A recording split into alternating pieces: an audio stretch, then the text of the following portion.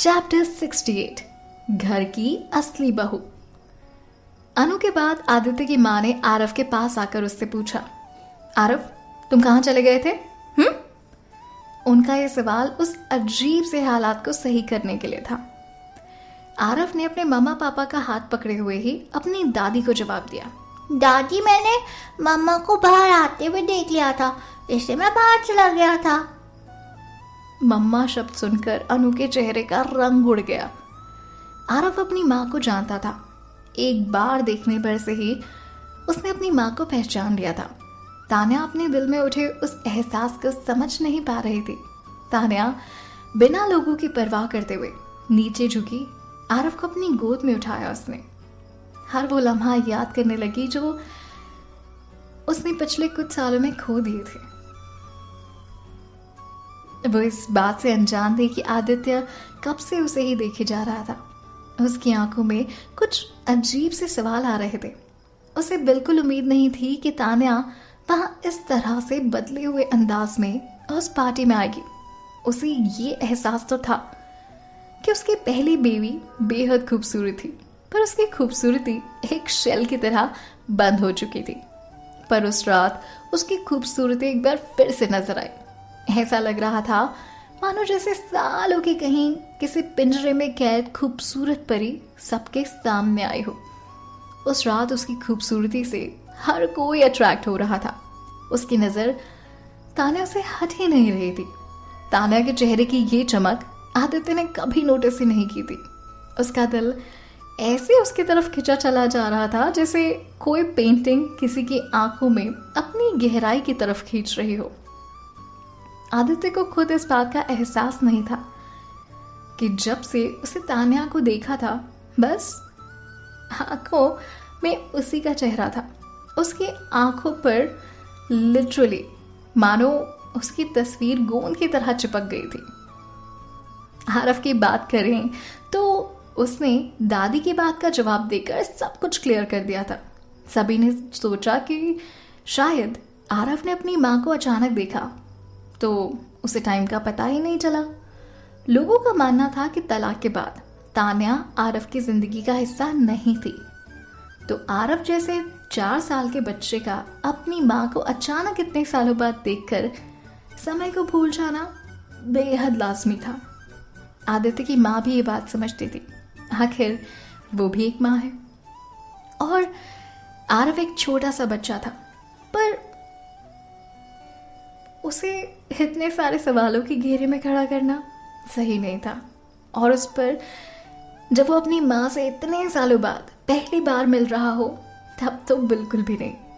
हालांकि उसे अपनी माँ की इतनी आदत नहीं थी, पर थी तो वो उसकी माँ ही।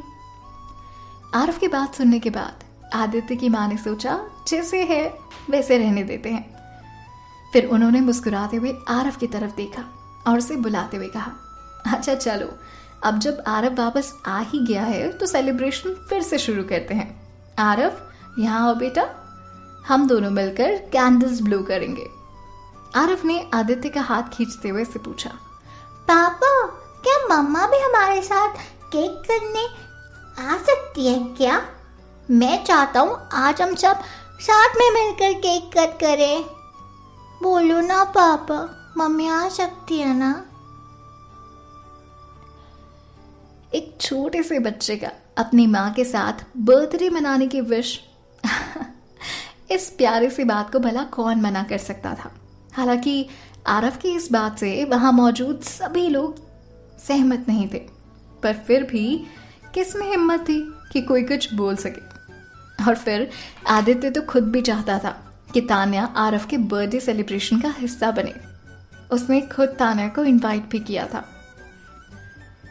आदित्य ने आरव की बात समझते हुए कहा, बिल्कुल, क्यों नहीं बेटा, वो भी हमारे साथ केक कट कर सकती है।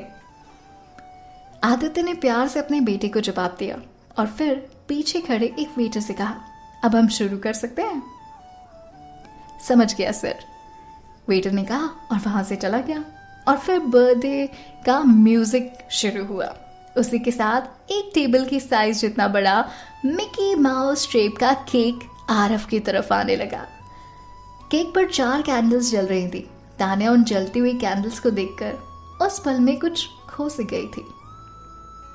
ये उसके बेटे का पहला बर्थडे था जब वो उसके साथ थी। जब वो आरव को छोड़कर गई थी तब वो पूरे 1 साल का भी नहीं था और हर साल उसके बर्थडे पर उसका दिल भर आता था। हालांकि वो इस बात से बिल्कुल अनजान थी कि अपने बर्थडे पर इतनी बड़ी और लोगों से भरी हुई पार्टी के बीच आरव भी उसे बहुत मिस करता था। हर बर्थडे पर वो बस एक ही विश मांगता था कि कहीं से उसकी मम्मा आ जाए, पर उसकी ये इच्छा आज यानी कि उसके 4th बर्थडे पर जाकर पूरी हुई थी। टाइम निकल रहा था। तान्या चाहती थी कि वो किसी तरह इस पल को रोक ले और अपने बेटे के बिना बिताए हुए 3 साल उसके साथ फिर से जी ले। हालांकि उसे बहुत खुशी थी कि उसने इस बार आदित्य का इनविटेशन एक्सेप्ट कर लिया और वो फाइनली आरव के बर्थडे पार्टी में आई। तान्या अपने बेटे के ख्यालों में इतनी खोई हुई थी कि आसपास हो रही चीजों का उसे बिल्कुल भी ध्यान नहीं रहा। उसे इस बात का भी ध्यान नहीं था कि आरव ने उसका हाथ अब तक पकड़ रखा था। उसे इस बात का भी ध्यान नहीं था कि लोग उन तीनों को एक परफेक्ट फैमिली की तरह देख रहे थे। ऐसा लग रहा था मानो आदित्य और उसका तलाक कभी हुआ ही नहीं था, कभी कुछ बदला ही नहीं था। ऐसा कहना गलत नहीं होगा कि उसने अनु के चेहरे के उड़े रंग पर भी ध्यान नहीं दिया।